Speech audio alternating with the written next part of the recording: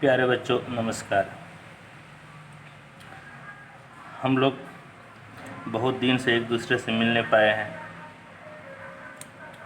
हम लोग वादा किए थे कि होली के बाद नया चैप्टर शुरू करेंगे, लेकिन कोरोना महामारी के वजह से हम लोग क्लासरूम की पढ़ाई नहीं कर पा रहे हैं। अब सिलेबस को कंप्लीट करने के लिए हम लोगों को ऑनलाइन पढ़ाई करना पड़ेगा और इसके लिए आज से मैं वीडियो बनाना भी शुरू कर दिया हूँ। आप लोग मेरे व्हाट्सएप नंबर से जुड़ जाइए। मेरा नंबर है 9852676776। इस पे जो भी अपडेट है आपको मिलता रहेगा।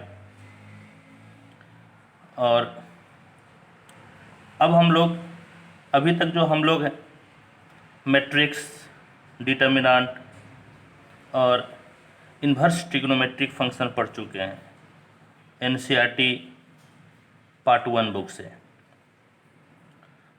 पार्ट 1 में ही कैलकुलस है, हम लोगों को अब कैलकुलस पढ़ना है। कैलकुलस जब 100 मार्क्स का एग्ज़ाम होता था तब 44 मार्क्स का पूछता था, लेकिन अभी 150 मार्क्स का एग्ज़ाम होता है तो एक लमसम आइडिया कि 60 से 65 नंबर का कैलकुलस पूछेगा। यानी कि अकेले यदि हम लोग कैलकुलस में पढ़ लेते हैं तो फर्स्ट डिवीज़न का नंबर मैथ में आराम से आ जाएगा। इसका सिलेबस पहले हम लोग जाने क्या क्या सिलेबस है 12 के कैलकुलस का। तो सिलेबस है कंटिन्यूटी एंड डिफरेंशियबिलिटी। इसके अंदर हम लोगों को क्या क्या पढ़ना है, क्या सीखना है। तो सबसे पहले हम लोगों को कंटिन्यूटी पढ़ने के लिए लिमिट की जानकारी होना बहुत ज़रूरी है। लिमिट जो कि क्लास 11 में हम लोग पढ़े हैं, left hand limit, right hand limit, इसका यूज़ करेंगे और उसके यूज़ से हम लोग कंटिन्यूटी को पढ़ेंगे। कहने का मतलब है कि कंटिन्यूटी पढ़ने के लिए हम लोगों को क्लास 11 का लिमिट 1 या 2 क्लास पढ़ना ही पड़ेगा। लिमिट के बाद डिफरेंशियबिलिटी स्टार्ट करेंगे और डिफरेंशियबिलिटी में क्लास 11 का डिफरेंशिएशन का यूज़ होता है। वहाँ पे हम लोग जितना भी फार्मूला था, चाहे वो ट्रिग्नोमेट्रिक फार्मूला हो या फिर एक्सपोनेंशियल हो, उसको हम लोग सिद्ध किए थे बाय फर्स्ट प्रिंसिपल। यहाँ पर उस चीज़ को हम लोग 1 या 2 क्लास में रिवीजन करेंगे। कंटिन्यूटी डिफरेंशियबिलिटी पढ़ने के बाद हम लोग पढ़ेंगे Rolle's theorem and Lagrange's mean value theorem. फिर आता है एप्लीकेशन ऑफ डेरिवेटिव्स, यानी कि हम लोग जो डिफरेंशिएशन पढ़े इसका यूजेस क्या है। तो इसका यूज़ है rate of change of quantity, यानी कि रेट मेजर। फिर हम लोग पढ़ेंगे increasing and decreasing functions, tangents and normals, approximations, maxima and minima. ये सारा एप्लीकेशन ऑफ डेरिवेटिव में आएगा। इसके बाद फिर हम लोग पढ़ेंगे इंटेग्रल्स। इंटेग्रल में 2 पार्ट आएगा। सबसे पहले आएगा इंडेफिनिट इंटेग्रल्स, यानी कि अनिश्चित समाकलन। फिर आपका आएगा डिफिनिट इंटेग्रल्स, यानी कि निश्चित समाकलन। हालांकि इसका अभी बेसिक आप लोग हो सकता है फिजिक्स में पढ़े हों, लेकिन फिजिक्स के टीचर जो आपको बताए होंगे वो सिर्फ काम भर बताए होंगे, हम लोग पूरा डिटेल बताएंगे। फिर हम लोग पढ़ेंगे application of integrals. Application of integrals में आपका आएगा एरिया और डिफरेंशियल इक्वेशंस। ठीक, तो आइए अब हम लोग स्टार्ट करते हैं। तो जैसा अभी बोले कि कंटिन्यूटी पढ़ने के लिए पहले हम लोगों को लिमिट जाना जरूरी है, वो भी क्लास 11 का। तो आइए पहले हम लोग क्लास 11 का लिमिट पढ़ते हैं। तो क्लास 11 का लिमिट उस समय हम लोग क्या पढ़े थे कि एक फंक्शन f(x) है, इसका लिमिट L होगा जब x का मान a की तरफ जा रहा हो। याद रहे x का मान एग्जैक्ट a नहीं है बल्कि a के तरफ जा रहा है। तो a की तरफ ये दो तरह से जा सकता है, या तो ये लेफ्ट साइड से जा सकता है या फिर ये राइट साइड से जा सकता है। तो जब x का मान a की तरफ जा रहा है, एक एप्सिलॉन जो कि 0 से बड़ा हो और बहुत ही छोटी से छोटी संख्या हो, इस प्रकार से हो कि उसके लिए एक डेल्टा 0 से बड़ा एग्जिस्ट करे। याद रहिए डेल्टा भी बहुत ही छोटी से छोटी पॉजिटिव यानी कि धनात्मक संख्या है। इस प्रकार से कि modulus of f(x) minus L less than epsilon होगा जब कभी modulus of x minus A less than delta हो। देखिए ये जो आपका डेफिनेशन है लिमिट का, ये आपके लेवल से ऊपर का है। ये पार्ट 1 बीएससी पार्ट 1 में हम लोग बताते हैं, लेकिन यहाँ पर आपको ये जानना जरूरी है। यदि आप ये नहीं सीख पाइएगा तो फिर लिमिट का फॉर्मूला कैसे बनता है, लेफ्ट हैंड लिमिट कहाँ से आता है, राइट हैंड लिमिट कहाँ से आता है, ये मालूम नहीं चल पाएगा। इसलिए थोड़ा सा हम लोग अपर लेवल पे जा रहे हैं, फिर वहाँ से नीचे आएंगे। तो अब बात यह है कि modulus of f(x) minus A less than epsilon है, modulus of x minus A less than delta होगा तब। तो अब ये मोड के अंदर का चीज़ पॉजिटिव भी हो सकता है, निगेटिव भी हो सकता है। तो पहले केस में हम लोग लेते हैं जब ये मोड के अंदर का चीज़ ये आपका ग्रेटर देन 0 यानी कि पॉजिटिव है। जब ये पॉजिटिव होगा तो मॉडुलस का मान आपका पॉजिटिव में मिलेगा। तो अब हम लोग क्या करते हैं, इसका वैल्यू इक्वेशन 1 में रखते हैं। इक्वेशन 1 में तो देखिए इसका वैल्यू यहाँ पर रख दिए तो मोड हट गया। तो यानी कि f(x) minus L less than epsilon, L को आप इस तरह भेज दीजिए तो माइनस है तो प्लस हो गया। कहने का मतलब है f(x) less than L plus epsilon हो गया, और इसको हम लोग इक्वेशन 3 मान लिए। अब सेकेंड केस में हम लोग क्या करते हैं कि modulus of f(x) minus L यानी कि ये आपका अंदर का चीज़ को हम लोग ले लेते हैं निगेटिव। निगेटिव का मतलब 0 से छोटा, तो मॉडुलस की वैल्यू निगेटिव में मिलेगा। निगेटिव में मिलेगा तो हम लोग इक्वेशन 1 में इसका वैल्यू रख दिए तो ये निगेटिव हो गया।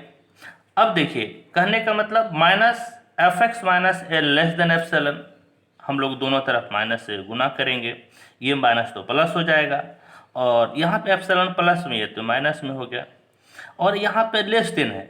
लेकिन जब आप माइनस से गुना कीजिएगा तो ये आपका इनइक्वलिटी ये बदल जाएगा, ये आपका हो जाएगा ग्रेटर देन। जैसे मान लीजिए कि यदि किसी के पास 5 रुपया है और किसी के पास 7 रुपया है, तो 7 रुपया बड़ा है, 5 रुपया छोटा है। लेकिन जब यदि निगेटिव की बात करें, यानी किसी के पास 5 रुपया कर्ज है, किसी के पास 7 रुपया कर्ज है, तो जिसके पास 7 रुपया कर्ज है वो ज़्यादा कर्ज है, वो छोटा हो जाएगा। इसीलिए जब हम लोग इनइक्वलिटी में माइनस से गुना करते हैं तो इसका चिन्ह बदल जाता है। अब देखिए इस माइनस एल को हम लोग इस तरफ लेते आए तो प्लस हो गया, और इधर देखिए f(x) की तरफ आपका मुंह खुला हुआ है, तो हम लोग क्या किए जस्ट इसको उल्टा लिख दिए। f(x) इस तरफ दाएं तरफ लिख दिए, एल माइनस एप्सिलॉन बाएं तरफ लिख दिए, और चूंकि मुंह खुला हुआ था f(x) की तरफ, हम लोग भी यहाँ f(x) की तरफ मुंह खोल दिए, और इसको इक्वेशन मान लिया हम लोग 4। अब देखिए 3 में क्या कहता है कि f(x) एल प्लस एप्सिलॉन से छोटा है, और ये 4 में क्या कहता है कि f(x) एल माइनस एप्सिलॉन से बड़ा है। कहने का मतलब है f(x) एल प्लस एप्सिलॉन से छोटा है और एल माइनस एप्सिलॉन से बड़ा है। हम लोग उसी तरह से लिख दिए दोनों इक्वेशन को मिलाकर, और यही आपका लिमिट का परिभाषा देता है, डेफिनेशन देता है। कहने का मतलब है कि इसका मतलब हुआ कि एल में जरा सा हम लोग एप्सिलॉन एकदम छोटा से छोटा पॉजिटिव संख्या घटाते हैं तो f(x) से छोटा हो जाता है, और एकदम छोटा से छोटा पॉजिटिव संख्या जोड़ते हैं तो f(x) से बड़ा हो जाता है। यानी कि f(x) का लिमिटिंग वैल्यू L है, f(x) का लिमिटिंग वैल्यू L है, f(x) का लिमिटिंग वैल्यू L है। लेकिन कब? जब x किसके पास जा रहा है? a के पास जा रहा है। यहाँ से लिमिट का एक डेफिनेशन मिलता है। क्या मिलता है? Limit x tends to f(x) बराबर L। L आपका कोई एक वैल्यू है। इसी को हम लोग दो भागों में बांट सकते हैं। तो दो भागों में कैसे बांटेंगे, सो देखिए, ये क्या है कि ये आपका ए है, हाँ, यह आपका एक रियल लाइन है। रियल लाइन इधर प्लस इन्फिनिटी हो गया, इस तरफ माइनस इन्फिनिटी हो गया, और यहाँ पर कहीं ए है जिस पर हम लोग विचार कर रहे हैं, चर्चा कर रहे हैं। तो h आपका एक छोटी से छोटी हम लोग पॉजिटिव संख्या लेते हैं, और a में जरा सा कुछ हम लोग घटाएंगे, ऑब्वियस बात, तो लेफ्ट साइड चला जाएगा, यानी कि a माइनस एच आपका लेफ्ट साइड आएगा। और a में यदि जोड़ेंगे तो राइट साइड दाएं तरफ आ जाएगा। तो a में हम लोग h जोड़े तो राइट साइड हो गया, दाएं साइड तरफ हो गया। तो हम पुट करते हैं, क्या पुट करते हैं, x बराबर a माइनस एच, तो यानी कि हम लोग बाएं तरफ जा रहे हैं। तो जब x का मान a रखेंगे, जब x a की तरफ जाएगा, तो सपोज कि x की जगह आप a रख दिए, a और a कट जाएगा, माइनस h जीरो हो जाएगा। कहने का मतलब है कि h का वैल्यू हो जाएगा जीरो। हाँ, यानी कि जब x a की तरफ जा रहा है तब h जीरो के पास जा रहा है। और अब जो है कि आप इक्वेशन 5 में वैल्यू रख दीजिए। जब x का मान a, तो फिर हम लोग का h का मान कितना है, जीरो है। तो limit x tends to a के बजाय h टेंस टू जीरो लिखेंगे। फिर यहाँ देखिए आपका क्या है, यहाँ पर fx है, तो f तो हम लोग लिखेंगे, लेकिन x के जगह पे हम लोग क्या रख देंगे, a माइनस एच। तो limit h tends to zero f a minus H बराबर आपका हो गया l। इसको हम लोग इक्वेशन नंबर 6 मान लिए। अब देखिए लेफ्ट साइड हम लोग पुट चुके हैं, अब राइट साइड पुटते हैं। अब हम लोग x बराबर पुटते हैं a प्लस एच। तो क्या हम लोग पुट किए, x बराबर a प्लस एच। तो जब x का मान a की तरफ जाएगा, सपोज कीजिए कि x की तरफ हम लोग a पुट रहे हैं, तो a और a कैंसिल हो जाएगा, तो s बराबर क्या बचेगा, जीरो। यानी कि तब s का वैल्यू क्या जाएगा, जीरो की तरफ जाएगा। और फिर हम लोग इक्वेशन 5 में यहाँ पर x का वैल्यू a है, तो यहाँ पर s का वैल्यू जीरो हो जाएगा, और f जहाँ x है तो x की जगह a प्लस एच। तो आपका क्या हो गया कि limit s tends to zero f a plus h बराबर l। देखिए इक्वेशन 6 में भी limit s tends to zero f a minus h l के बराबर है। इक्वेशन 7 में भी limit s tends to zero f a plus h बराबर l है। 6 और 7 से हम लोग क्या मिला रहे हैं कि limit s tends to zero f a minus H बराबर limit s tends to zero f a plus H equal to l। इसी को लिखने का कई सारा तरीका है। तो इसको हम लोग ऐसे भी लिख सकते हैं, limit x tends to a minus f x. याद रहे ये माइनस जो है थोड़ा सा a का हम लोग ऊपर लिख देते हैं, हाँ। तो limit x tends to a minus f x, इसको हम लोग लिखते हैं limit x tends to a plus f x, ये तो l है। इसी को एक दूसरा भी तरीका है लिखने का, f a माइनस जीरो, इसको लिखेंगे f a प्लस जीरो, या इसको हम लोग पढ़ेंगे left hand limit at x बराबर a, इसको पढ़ेंगे right hand limit at x बराबर a। शॉर्ट में इसको हम लोग बोलेंगे LHL एट x बराबर a, इसको बोलेंगे RHL एट x बराबर a। तो ये आपका रहा डेफिनेशन, यानी कि लिमिट का जो मेन डेफिनेशन होता है वो होता है limit x tends to a f x बराबर l। और इसी को हम लोग दो भागों में बांटते हैं, और दो भागों में बंटने के बाद में ये हो जाता है limit s tends to zero f a minus h, ये LHL कहलाता है। Limit s tends to zero f a plus h, ये RHL कहलाता है। और ये जब दोनों वैल्यू आपका समान हो, इक्वल होगा, तब हम लोग कहेंगे कि उस दिया गया फंक्शन यानी कि एफ एक्स का, हाँ, लिमिट एग्जिस्ट कर रहा है x बराबर a पर। यदि ये दोनों आपस में बराबर नहीं हो, या कोई एक एग्जिस्ट करता हो दूसरा एग्जिस्ट नहीं करता हो, तो वैसे केस में लिमिट एग्जिस्ट नहीं करता है। तो अब बात यह है कि x टेंस टू a का मतलब क्या होता है। तो x टेंस टू a के बारे में पढ़ते हैं।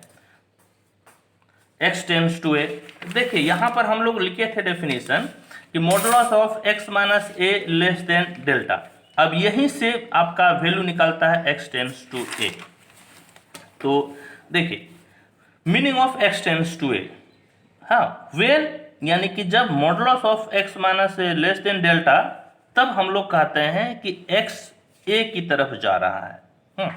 अब यहाँ पर भी हम लोग दो केस बनाते हैं। दो केस क्या है कि जब ये आपका मॉड के अंदर का चीज, जब ये मॉड के अंदर का पॉजिटिव होगा, दूसरे केस में जब ये निगेटिव होगा, तब इसका क्या क्या वैल्यू आएगा। जब x माइनस ए 0 से बड़ा हो यानी कि पॉजिटिव होगा, तब मॉडुलस के वैल्यू हम लोग को पॉजिटिव मिलेगा। और इस x माइनस ए के वैल्यू हम लोग 8 में रखते हैं, इक्वेशन नंबर 8 में। x minus A less than delta हो गया, माइनस ए है इस तरह भेज दीजिए तो प्लस ए हो गया, यानी कि x लेस देन ए प्लस डेल्टा। और इसको हम लोग इक्वेशन 9 मान लेते हैं। और अब दूसरा केस में जब मॉडुलस के अंदर का चीज 0 से छोटा हो, कहने का मतलब निगेटिव हो, तो मॉड हटाएंगे तो इसका वैल्यू निगेटिव में मिलेगा। तो माइनस ऑफ x माइनस से लेस देन डेल्टा हो गया, दोनों तरफ आप माइनस से गुना कर दीजिए। अब देखिए इसका माइनस तो कैंसिल हो गया, डेल्टा में प्लस था तो ये माइनस हो गया, लेकिन ये जो लेस देन है, ये जो इनइक्वलिटी है, माइनस से गुना करने पे ये चेंज हो जाएगा, ये लेस देन है तो ग्रेटर देन हो जाएगा। तो x माइनस से ग्रेटर देन माइनस डेल्टा हो गया, माइनस से को इस तरह भेज दीजिए, यानी कि x greater than a minus delta. यानी कि इसी को जस्ट हम उल्टा लिख देते हैं, a माइनस डेल्टा को हम लोग लेफ्ट साइड लिख दिए, बाएं तरफ लिख दिए, x को हम लोग राइट साइड यानी कि दाएं तरफ लिख दिए। यहाँ पे ध्यान रहे कि x की तरफ मुंह खुला हुआ है, यहाँ पर भी हम लोग x की तरफ मुंह खोल दिए, और इसको इक्वेशन नंबर हम लोग 10 मान लिए। तो इक्वेशन 9 में यहाँ पर हम लोग क्या देखे थे कि x बड़ा है a प्लस डेल्टा से, और इक्वेशन 10 में हम लोग क्या देख रहे हैं कि x आपका बड़ा है a माइनस डेल्टा से।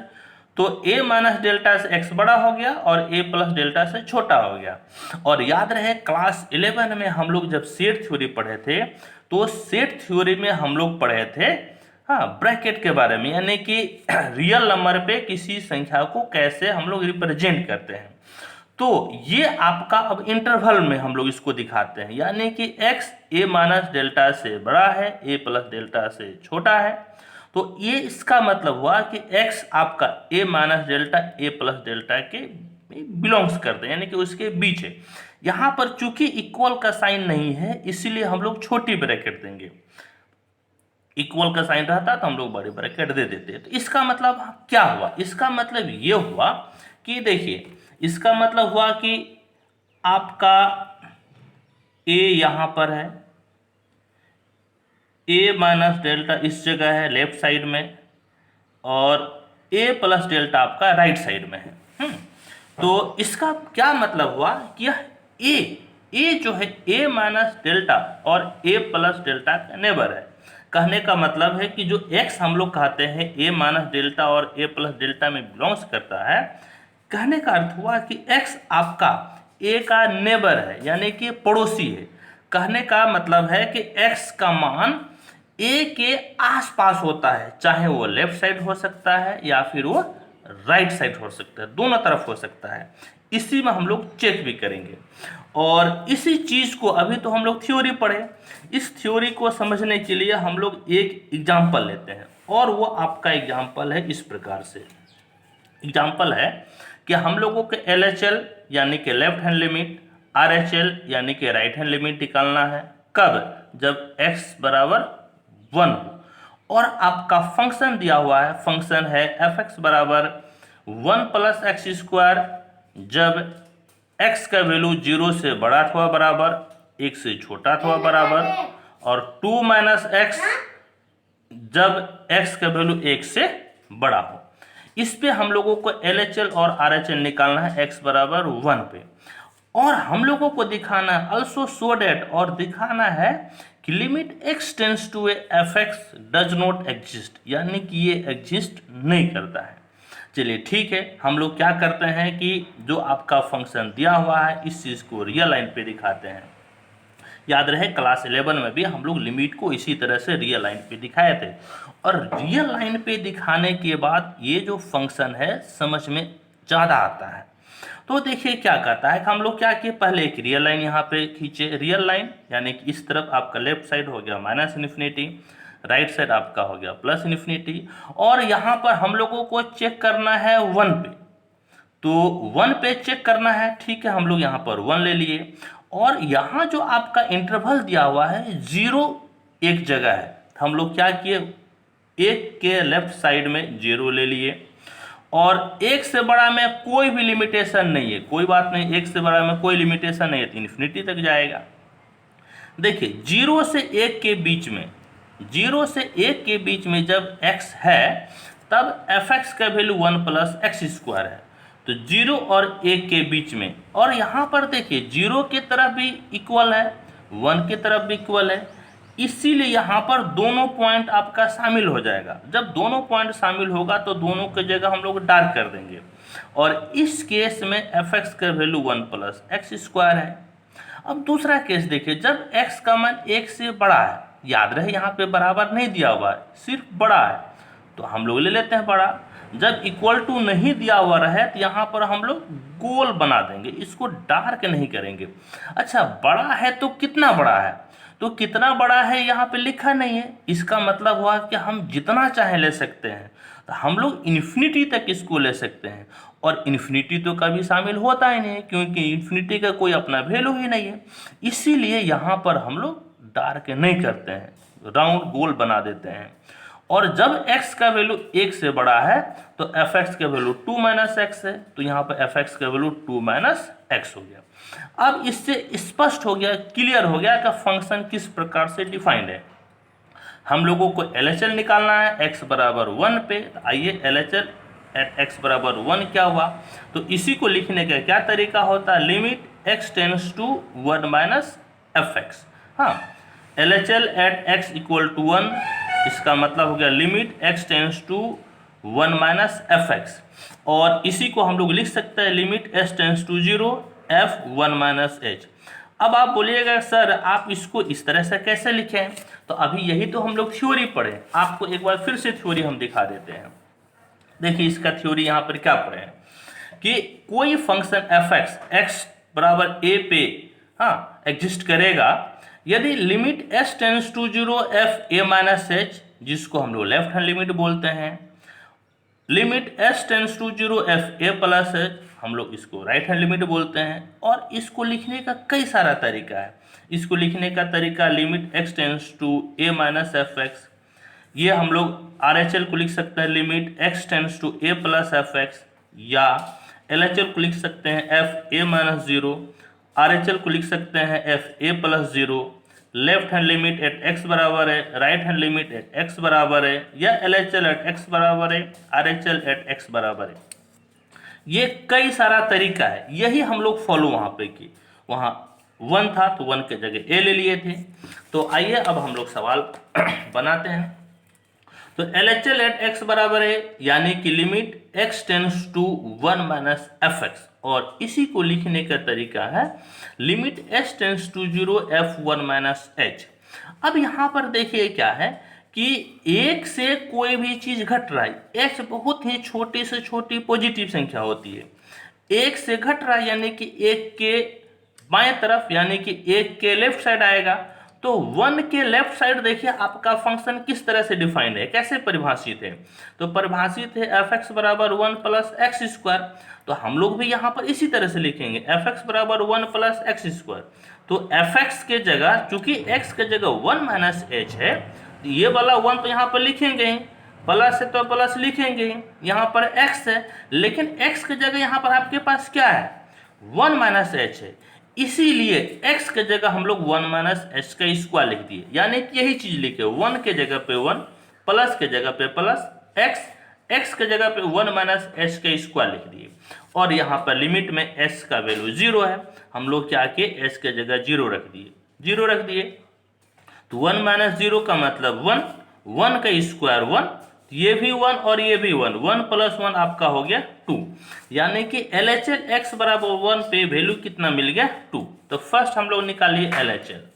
अब आपका है RHL x बराबर 1 पे निकालना है, तो ठीक है हम लोग के पास फॉर्मूला है, इसको लिख सकते हैं limit x tends to 1 plus f x, और इसी को लिखने का एक दूसरा तरीका है limit s tends to 0 f1 plus h। अब देखिए 1 प्लस h यानी कि 1 प्लस का मतलब एक से ज्यादा, हम लोगों को अब खोजना है एक से ज्यादा पे वैल्यू क्या मिलेगा। तो देखिए यहाँ पर एक से ज़्यादा, यानी कि एक के दाएं तरफ, एक के राइट साइड में, एक के राइट साइड में फंक्शन आपका डिफाइंड है एफ एक्स बराबर 2 माइनस एक्स। तो 2 माइनस एक्स हम लोग लेंगे, तो 2 तो ले लिए, माइनस भी ले लिए, अब बात है x, लेकिन x के जगह तो आपके पास 1 प्लस एच है, तो वही x के जगह हम लोग 1 प्लस एच रख दिए। अब लिमिट आपका s टेंस टू 0 है, h के जगह पे 0 रखिए, तो 2 माइनस 1 प्लस 0, तो 1 प्लस 0 का मतलब 1, और 2 से 1 गया 1, कहने का मतलब है RHL आपका कितना हो गया 1। तो LHL हम लोग निकाले 2, RHL निकाले 1 1, तो LHL RHL तो दोनों निकल गया, कब, जब x का वैल्यू आपका 1 है। अब क्या बोल रहा था, दिखाइए कि limit x tends to 1 fx exist नहीं करता है। तो आप बताइए कि क्या LHL और RHL बराबर हुआ? LHL तो आपका 2 निकल गया, RHL तो 1 हो गया। चूंकि ये दोनों बराबर नहीं है, इसीलिए limit x tends to 1 fx exist नहीं करेगी, यानी कि इसका अस्तित्व नहीं होगा। ठीक है, विश्वास है कि आप लोग को समझ में आ रहा होगा। यदि नहीं समझ में आएगा तो वीडियो जब अपलोड करेंगे हम यूट्यूब पे, तो आप कमेंट में बोलिएगा, लिखिएगा, और हम आपको दोबारा इसको समझा देंगे। अब देखिए अलजेब्रा ऑफ लिमिट्स, यानी कि लिमिट्स का, सीमा का बीजगणित क्या होता है। अलजेब्रा का मतलब होता है जोड़, घटाव, गुना, भाग, यही होता है अलजेब्रा का मतलब है। तो देखिए हम लोग क्या करते हैं, इसके लिए दो फंक्शन लेते हैं, एक फंक्शन एफ एक्स है, दूसरा फंक्शन जी एक्स है। याद रहे क्लास 11 में हम लोग ये सारा पढ़ चुके हैं, उसी का हम लोग एक रिविजन कर रहे हैं। रिविजन नहीं करेंगे तो कंटिन्यूटी समझ में नहीं आएगा। तो देखिए एफ एक्स और जी एक्स आपका दो फंक्शन है, और इसका लिमिट एक्स टेंस टू ए पे एग्जिस्ट हो रहा है, यानी कि LHL और RHL दोनों बराबर है। तब क्या क्या होता है, हम लोग मान लेते हैं कि limit x tends to a f x बराबर एल, मान लिए एक इसका वैल्यू मिला, और limit x tends to a g x बराबर m, यह इसका वैल्यू है। ठीक है, तब क्या होता है कि एफ एक्स प्लस माइनस जी एक्स पे यदि हम लोग लिमिट लगाते हैं, याद रहे एफ एक्स प्लस माइनस जी एक्स पे यदि हम लोग लिमिट लगाते हैं, लिमिट x टेंस टू ए, तो ये दोनों आपका अलग अलग हो जाएगा। हाँ, यानी कि एफ एक्स पे भी लिमिट आ जाएगा, जी एक्स पे भी लिमिट आ जाएगा। इसी तरह से एफ एक्स इंटू जी एक्स पे हम लोग लिमिट लगाते हैं, तो ये लिमिट अलग अलग हो जाएगा, डिस्ट्रीब्यूट हो जाएगा। लिमिट एफ एक्स पे भी आ जाएगा, लिमिट जी एक्स पे भी आ जाएगा। यदि आपका k कोई एक कांस्टेंट है, तो इस कांस्टेंट यदि लिमिट में है, तो हम लोग इस कांस्टेंट को लिमिट से बाहर कर सकते हैं। और एक कोसेंट रूल क्या है, कोसेंट का मतलब भाग देना। याद रहे गुना करने में तो दिक्कत नहीं है, लेकिन भाग देने में समस्या हो सकती है। तो आपका फंक्शन अभी दिया हुआ है एफ एक्स बाय जी एक्स, यानी कोसेंट है, भाग में है, तो इसको हम लोग ऊपर नीचे कर सकते हैं, यानी कि एफ एक्स में भी लिमिट लगा सकते हैं, जी एक्स में भी लिमिट लगा सकते हैं। यहाँ पर एक ध्यान देने की बात यह है कि नीचे वाला पोर्शन, ये वाला पोर्शन आपका जीरो नहीं होना चाहिए। इनकेस ये जीरो हो जाएगा तो समथिंग बट ए जीरो, तो अनडिफाइंड हो जाएगा। इसीलिए यह आपका कॉन्सेप्ट में ध्यान रखना है कि लिमिट हम लोग डिस्ट्रीब्यूट कर सकते हैं, अलग अलग तभी कर सकते हैं जब आपका नीचे वाला जो फंक्शन है, जो डिनोमिनेटर में है, उसका वैल्यू जीरो नहीं हो। और अब बात है कि आपका पावर में क्या होगा, तो पावर में भी हम लोग लिमिट को अलग अलग कर सकते हैं। यदि आपका मॉडुलस के बाहर लिमिट रहे तो हम लोग उसको अंदर कर सकते हैं, और यदि लॉग के अंदर रहे तो लॉग के बाहर हम लोग लिमिट कर सकते हैं। यह आपका अलजेब्रा ऑफ लिमिट्स हो गया। तो होप कि आपको समझ में आ रहा होगा। क्लास 11 में हम लोग इसको पढ़ ही चुके हैं, रिवीजन हो रहा है। और अब देखिए इनडिटर्मिनेट फॉर्म, यानी कि अपरिभाषित रूप क्या क्या है। अपरिभाषित रूप का मतलब हुआ कि ऐसा रूप, हाँ ऐसा फॉर्म जिसका मान अभी तक कोई भी साइंटिस्ट, कोई भी मैथमेटिशियन नहीं निकाल पाए हैं। वो अभी तक यह 7 है, 7 ऐसा अभी मान है जिसका कि मान कोई भी मैथमेटिशियन, कोई भी साइंटिस्ट नहीं निकाल पाए हैं। और वो फॉर्म है आपका 0/0, infinity by infinity, 0 into infinity, 0 पे पावर 0, इन्फिनिटी पे पावर 0, 1 पे power infinity, infinity minus infinity. Generally हम लोग क्या कहते हैं, यदि कोई समान संख्या ऊपर और नीचे है तो काट कर उसका वैल्यू 1 लिख सकते हैं, लिखते भी हैं, लेकिन दो जगह पे ऐसा नहीं होगा। कब? जब 0/0 और इन्फिनिटी हो। हम लोग क्या कहते हैं, कोई भी संख्या है यदि उसको 0 से मल्टीप्लाई करेंगे तो वो 0 हो जाएगा, होता जरूर है, लेकिन एक एक्सेप्शनल केस है। आप इन्फिनिटी को 0 से गुना कीजिएगा तो इस कोई वैल्यू नहीं आएगा, ये अनडिफाइंड है। हम लोग क्या करते हैं, किसी भी संख्या पे पावर 0 दे देंगे तो वैल्यू 1 हो जाता है, बिल्कुल सही है। लेकिन एक केस को छोड़कर हम लोग 0 पे पावर 0 देंगे तो इसका कोई वैल्यू नहीं निकलेगा। उसी तरह से इन्फिनिटी पे पावर 0 देंगे तो कोई मान नहीं निकलेगा। हम लोग क्या कहते हैं कि 1 पर कुछ भी पावर हो उसका वैल्यू 1 होगा, होता है, लेकिन 1 पर यदि इन्फिनिटी पावर हो तो अनडिफाइंड है। यदि किसी संख्या में उसी संख्या को घटा दीजिए तो वैल्यू 0 होता है, लेकिन इन्फिनिटी में इन्फिनिटी को घटाएंगे तो वैल्यू नहीं निकलता, अनडिफाइंड है ये। ठीक है बच्चों, 7 है, 1 2 3 4 5 6 7। अब देखिए क्लास 11 में हम लोग कुछ फॉर्मूला पढ़े थे, सारे फॉर्मूला को सिद्ध भी किए थे। हाँ, तो यहाँ पर हम लोग फॉर्मूला को सिद्ध तो नहीं करेंगे, लेकिन सारे फॉर्मूला को एक साथ हम लिख देते हैं ताकि कंटिन्यूटी में जो यूज होगा तो वो फॉर्मूला आपके पास रहेगा। तो फॉर्मूला इस प्रकार से है, limit x tends to 0 sine x by x बराबर 1। याद रहे ये जो x है, x यानी कि साइन के बगल में जो है वह कोण है, साइन के बगल में जो है ऑब्वियस बात है एंगल होगा। तो एंगल हम लोग तो डिग्री में भी ले सकते हैं, रेडियन में ले सकते हैं, ग्रेड में ले सकते हैं। अब तो ग्रेड का प्रचलन है नहीं, ग्रेड को तो छोड़ ही दीजिए। अब बात आ रहा है डिग्री और रेडियन का। तो यह जो एंगल है, साइन के बगल में जो कोण है, जो एंगल है, यह आपका रेडियन में होना चाहिए। डिग्री में होगा तो नहीं होगा, ये फॉर्मूला सेट नहीं होगा। तो डिग्री से हम लोग रेडियन में बदलने जानते हैं। हाँ, तो क्लास 11 में हम लोग पढ़े हुए डिग्री से रेडियन में कैसे बदलते हैं। इनकेस यदि आपका डिग्री में दिया हुआ रहेगा तो उसको पहले रेडियन में बदल लीजिएगा। तो limit x tends to 0 sine x by x बराबर 1 या limit x tends to 0 x by sine x बराबर 1 होता है। इसको हम लोग 11 में सिद्ध किए थे, यहाँ पर सिद्ध अभी हाँ हम लोगों को ध्यान में रखना है। इसी तरह से limit x tends to 0 10x by x बराबर 1 होता है या limit x tends to 0 x by 10x बराबर 1 होता है। Limit x tends to 0 sine inverse x by x equal to 1 होता है या limit x tends to 0 x by sine inverse x बराबर 1 होता है। Limit x tends to 0 tan inverse x by x बराबर 1, limit x tends to 0 x by tan inverse x बराबर 1। देखिए ये इन्वर्स जो है, ये इन्वर्स हम लोग क्लास 11 में नहीं पढ़े हैं, तो आने वाले समय में इस दोनों फॉर्मूला को सिद्ध करके आपको दिखाएंगे। अब देखिए cos x का वैल्यू जब x का वैल्यू 0 की तरफ जाता हो वैल्यू इसका 1 हो जाता है। Limit x tends to a sine inverse x बराबर साइन वर्स a होगा, कब? जब मॉडुलस ऑफ a का वैल्यू 1 से छोटा अथवा बराबर हो। इसी प्रकार से limit x tends to a cos inverse x बराबर cos इनवर्स a होगा जब मॉडुलस ऑफ a का वैल्यू 1 से छोटा अथवा बराबर हो। Limit x tends to a tan inverse x बराबर tan inverse a। Limit x tends to infinity sine x by x बराबर 0 होता है। ये क्लास 11 में हम लोग सिद्ध किए हैं, आप देख लीजिएगा अपना कॉपी। उसी तरह से limit x tends to infinity cos x by x भी 0 के बराबर होता है।